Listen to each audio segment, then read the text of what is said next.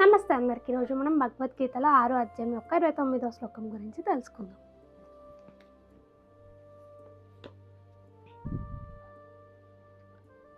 సర్వభూతాస్తం ఆత్మానం సర్వభూతాని చాతామి ఈక్షతే యోగయుక్తాత్మ సర్వత్ర సమదర్శనం. ఇప్పటి వరకు ధ్యానం వల్ల వచ్చే లాభాలు, ధ్యానం అంటే ఏంటో తెలుసుకున్నాము. ఇక్కడ మనం ధ్యానం కంటిన్యూస్గా చేయడం వల్ల మన లైఫ్లో వచ్చే చేంజెస్ గురించి చెప్తున్నారు. ఒక యోగి ధ్యాన సాధనలో ఉండడం వల్ల కంటిన్యూస్గా అతను లైఫ్లో అన్నిటినీ ఒకే విధంగా చూస్తారు, సమానత్వంగా చూస్తారు. నేను, నువ్వు, మనం, వాళ్ళు అన్న భేదం ఏది లేకుండా అందరూ ఒకటే, అందరూ భగవత్ అంశమే అని చూస్తారు అని చెప్తున్నారు.